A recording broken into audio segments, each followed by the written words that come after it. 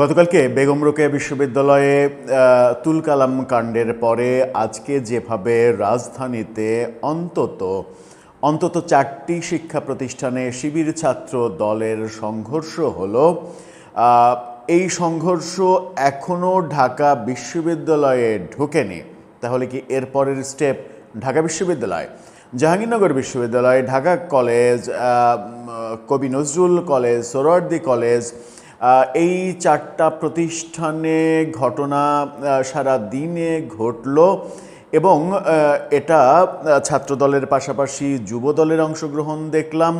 শিবির ব্যাপক মার খেলো, তারা রক্তাক্ত হলো। শিবির প্রেস কনফারেন্স করলো, কেন্দ্রীয় শিবিরের সভাপতি প্রেস কনফারেন্স করলেন।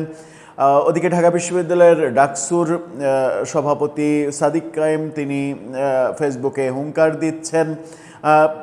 নানা খবর বলে দিচ্ছে যে যখন আমরা দেখছি দেশে জুলাই অভ্যুত্থানের দ্বিতীয় বর্ষপূর্তি অর্থাৎ দ্বিতীয় বিজয় দিবস পালনের প্রস্তুতি চূড়ান্ত, যখন রাত পোহালেই এই উৎসব করবে দলগুলো, বিশেষ করে জামায়াত, এনসিপি তারা বেশি করে করবে, বিএনপিও করবে, সরকারিভাবেও করা হবে, ঠিক তখন আগের দিন সারা দিন ব্যাপী, তারও আগের দিন সারাদিন ব্যাপী, সারাদিন না সারা রাত ব্যাপী রোকেয়া বিশ্ববিদ্যালয়ে যা হলো, আজকে ঢাকাতে যা হলো, এটা কি ইঙ্গিত দেয়? এবং আবারও সেখানে যে সকল চিত্র দেখা গেল সেই চিত্রগুলোই বা কি ইঙ্গিত দেয়? এরপরের স্টেপ তাহলে কি? চলুন আজকে যে ঘটনাগুলো ঘটলো সেই ঘটনা যেগুলো কমনলি আপনারা সবাই জানেন, সেই কমন ব্যাপারের বাইরে আমরা একটু কিছু খুঁটিনাটি বিষয়ে ঢোকার চেষ্টা করি এবং বোঝার চেষ্টা করি যে এই ঘটনা কোন দিকে নিয়ে যাবে আমাদেরকে। থাকবেন পলিটিক্স টিভির নিয়মিত আয়োজনে।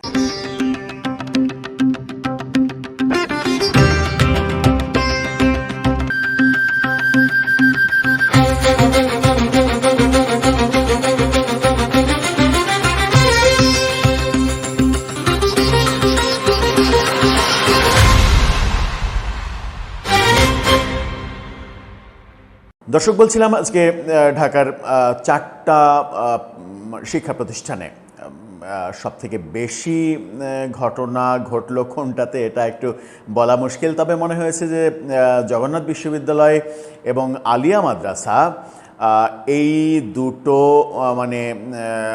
জায়গায় সবথেকে বড় ঘটনা ঘটেছে। ঢাকা বিশ্ববিদ্যালয়, ঢাকা কলেজেও ঘটেছে, ঢাকা বিশ্ববিদ্যালয়ে এখনও প্রবেশ করেনি। আমি 4টা প্রতিষ্ঠানে বলছিলাম, আদতে সেটা হবে 5টা প্রতিষ্ঠান, সাথে কবি নজরুল কলেজ এবং সোহরাওয়ার্দী কলেজও যুক্ত হয়েছে জগন্নাথ বিশ্ববিদ্যালয়ের যে ঘটনা ঘটেছে সেই ঘটনার সঙ্গে। এবং জগন্নাথ বিশ্ববিদ্যালয়ে আমরা দেখেছি যে জগসুর অর্থাৎ জগন্নাথ বিশ্ববিদ্যালয়ের ছাত্র সংসদের ভিপিজিএসকে শিবিরের তাদেরকে পিটিএ ক্যাম্পাস থেকে বের করে দেওয়া হয়েছে। গণমাধ্যমে এটা নিশ্চিত করছে, ইত্তেফাকের এই ফটোকার্ডটা দেখে নিন। সেখানে বলা হচ্ছে জগসু ভিপিকে মেরে ক্যাম্পাস থেকে বের করে দিল ছাত্রদল এবং সাথে জগসুর জিএসকেও মেরে বের করে দেওয়া হয়েছে। এই ব্যাপারটা জানা গেছে। প্রকৃত ঘটনা কি ছিল? প্রকৃত ঘটনা হচ্ছে যে একটা আয়োজন ছিল, সেই আয়োজনে বিশ্ববিদ্যালয় সংক্রান্ত উচ্চ পর্যায়ের প্রতিনিধিদের কাছে মূলত জগসুর যারা নেতা তারা দাবি জানাতে গিয়েছিলেন যে নতুন ক্যাম্পাসের যে কার্যক্রম, সেই কার্যক্রম নির্মাণ কার্যক্রম সেটা সেনাবাহিনীর কাছে হস্তান্তর করতে হবে এবং সেই দাবি নিয়ে তারা প্ল্যাকার্ড নিয়ে অনুষ্ঠান স্থলে ঢুকতে চাইছিল। কিন্তু প্ল্যাকার্ড নিয়ে ঢোকার ব্যাপারে ছাত্রদলের আপত্তি ছিল। সেই আপত্তি থেকেই মূলত বাদানুবাদ, তারপরে ধাক্কাধাক্কি, তারপরে সংঘর্ষ, এই ঘটনা ঘটে বলে ইত্তেফাক তাদের নিউজে দাবি করছে। তার এই ঘটনা স্প্রেড হয় এবং এমনি তো আর হয়নি। গতকালকে রোকেয়া বিশ্ববিদ্যালয়ে যেটা হয়েছে, আমরা বিভিন্ন শিবিরের নেতাদের ভিডিও বার্তা দেখেছি, সেখানে তারা বলেছে 2 মিনিটও যারা টিকতে পারে না তারা আসে শিবিরের সঙ্গে লড়তে।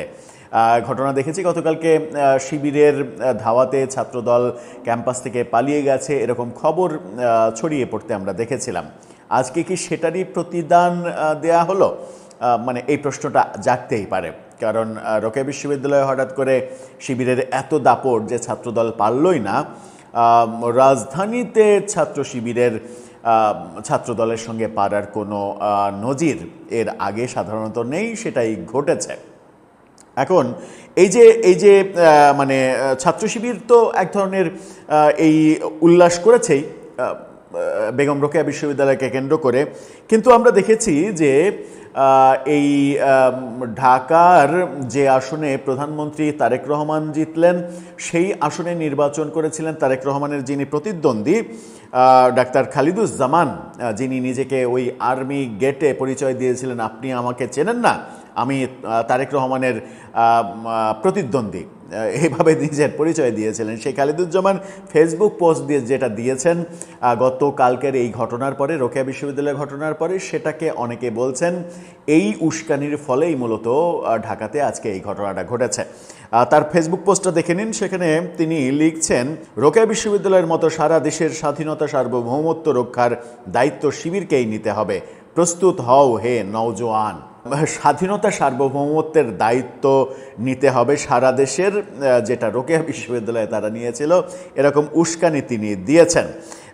এই যে মানে ব্যাপার স্যাপার, এই ব্যাপার স্যাপার কিন্তু খুব একটা ভালো ঠেকছে না। আবার আরও অনেক ঘটনা ঘটেছে মাঝখানে। একটু আপনাদেরকে মজার একটা পোস্ট দেখায়।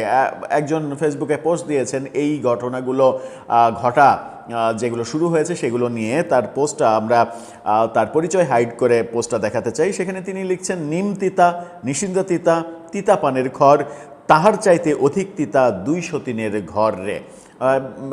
খুবই জনপ্রিয় একটা গান আছে এই কথায়, সেটাই তিনি ফেসবুকে পোস্ট করেছেন। এটা কি তিনি মানে বিএনপি জামাত এবং গত নির্বাচন পরবর্তী সংসদ, মানে ওই শেখ হাসিনার যে 2024-এর নির্বাচন, আমিডামির নির্বাচন, সেটারই এক ধরনের নতুন প্রক্রিয়া, আমরা মামুরা নির্বাচন, আমরা মামুরা সংসদ, সেটাকে কি বোঝালেন কিনা জানি না। কিছু মানে সূক্ষ্ম ঘটনার দিকে চলুন যায়। ইত্তেফাক বলছে, ইত্তেফাক একটা ভিডিও প্রতিবেদনে বলছে, ছাত্রদল দাবি করছে ঢাকা কলেজের ব্যাপারে, এই ফটোকার্ডটা দেখে নিন। সেখানে বলছেন যে ক্যাম্পাসে আসতেছি সাবধানে থাইকেন, ঢাকা কলেজ ছাত্রদল নেতাকে হুমকি দিয়ে হামলা। শিবিরের এক নেতা ফোনে প্রথমে হুমকি দিয়েছেন, হুমকি দিয়ে তারপরে ক্যাম্পাসে এসে ছাত্রদলের উপরে হামলা চালিয়েছেন, চড়াও হয়েছেন, এই অভিযোগ ছাত্রদল করেছে। এরপরে আসি face the people online platform, তারা একটা ভয়ঙ্কর ভিডিও সামনে এনেছে। সেই ভিডিও থেকে আপনাদেরকে একটা স্ক্রিনশট দেখায়, মানে একটা তাদের যে নিউজ, সেই নিউজের স্ক্রিনশটটা দেখুন। এই ভিডিওতে আমরা দেখছি যে অস্ত্র নিয়ে শিবিরের প্রস্তুতি এবং মিছিলে যাচ্ছে। সেখানে হাতুড়ি নিজের ট্যামরে গুঁজছে, এরকম একটা ভিডিও দেখেছে। সেই স্ক্রিনশটটা দেখে নিন। সেখানে বলা হচ্ছে ছাত্রদলকে প্রতিহত করতে হাতুড়ি নিয়ে আন্দোলনে শিবির। এবং এটার আরেকটা ডিটেল ছবি দেখে নিন। এই ছবিতে দেখা যাচ্ছে যে তার মানে হাতুড়িটা স্পষ্ট, এবং মানে আরেকটা ছবিতে দেখা যাচ্ছে হেলমেট বাহিনী নিয়ে, ছাত্রলীগ নিয়ে অনেক আলোচনা হয়েছে। এখন তো আওয়ামী লীগ নেই, ছাত্রলীগ নেই, তাহলে হেলমেট বাহিনী কারা? হেলমেট পরে রাস্তায় নামছে কারা? এই প্রশ্ন উঠেছে। আবার আমরা দেখেছি যে আলিয়া মাদ্রাসায় যে ঘটনা ঘটেছে, সংঘর্ষের ঘটনা, এরপরে ওই এলাকায় আলিয়া মাদ্রাসায় ছাত্রদলকে হেল্প করার জন্য যুবদল নেতা নয়ন, তিনি তার মানে সমর্থকদের নিয়ে সেই এলাকায় গিয়েছেন। একমাত্র ভিডিও যেটা দেখাতে চাই, আমরা ইচ্ছা করেই সংঘর্ষের ভিডিওগুলো এড়িয়ে যেতে চাই, একমাত্র ভিডিও যেটা দেখাতে চাই একটু দেখে নিন। যুবদল নেতা নয়ন, তিনি তার নেতৃত্বে ওই এলাকায় যাচ্ছে এবং তিনি নিজে অনেককে থামাচ্ছেন যে না আক্রমণ করিস না, ইয়ে করিস না। মানে ব্যাপারটা এরকম যে আমরা উপস্থিত হয়েছি, এটা দেখলেই তো ওরা আর থাকবে না, ওরা পালিয়ে যাবে, ব্যাপারটা ওরকম। এদিকে ইন্ডিপেন্ডেন্ট টেলিভিশন তাদের ফটোকার্ডটা দেখে নিন। তারা বলছে, আলিয়া মাদ্রাসার ঘটনা, তারা বলছে যে শিবিরের সঙ্গে সংঘর্ষ, মাদ্রাসা ছাত্রদলের সাধারণ সম্পাদক গুরুতর আহত। অর্থাৎ মাদ্রাসা ছাত্রদলের সেক্রেটারি তিনি আহত হয়ে হাসপাতালে গিয়েছেন, এই খবর দিচ্ছে ইন্ডিপেন্ডেন্ট টেলিভিশন। এটাকে নিয়ে, এই ঘটনাগুলোকে নিয়ে এনসিপির এমপি ডাক্তার মাহমুদা মিতু, সংরক্ষিত আসনের এমপি, তিনি একটা ফেসবুক পোস্ট দিয়েছেন। তার পোস্টটা দেখে নিন। তিনি বলছেন, স্পষ্ট মনে আছে 24 জুলাইয়ের ঠিক এইভাবে ন্যাশনাল মেডিকেলে ঢুকে ছাত্রলীগ হামলা করেছিল, ধ্বংস হোক নব্য ফেরাউনের 2 হাত। যখন মানে ডাক্তার মিতুরা খুবই আনন্দঘন পরিবেশে জুলাই অভ্যুত্থানের 2 বছর পূর্তির নানা আয়োজন করছেন, তখন নিজেদের মধ্যেই এই সংঘর্ষ বলে দেয় যে জুলাই এবং জুলাইয়ের যে গৌরব, সেই গৌরব শেষ হওয়ার পথে, এবং সেটা জুলাই যোদ্ধাদের জন্য চরম অপমানজনক একটা ব্যাপার হবে। এই যে ঘটনাগুলো, যেগুলো খুঁটিনাটি যে ঘটনাগুলো বললাম, এই ঘটনাগুলো বলে দিচ্ছে যে সামনে খুব একটা ভালো পরিস্থিতি অপেক্ষা করছে না।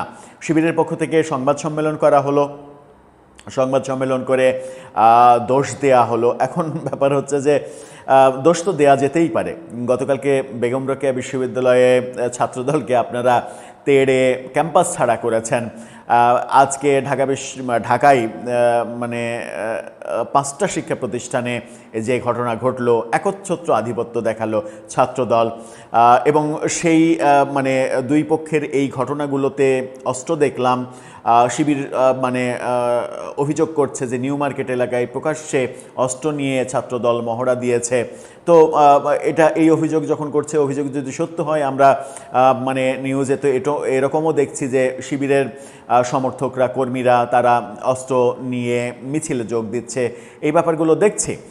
এর মাঝে মেডিকেলে ঢুকে আক্রমণের ঘটনা ঘটেছে, শিবির ও শিবির করে, ওকে ধর, ওকে মার, এরকম ব্যাপার ঘটেছে, এরকম অভিযোগও উঠেছে, যার ফলশ্রুতিতে মাহমুদা মিতু ওই পোস্টটা দিয়েছেন।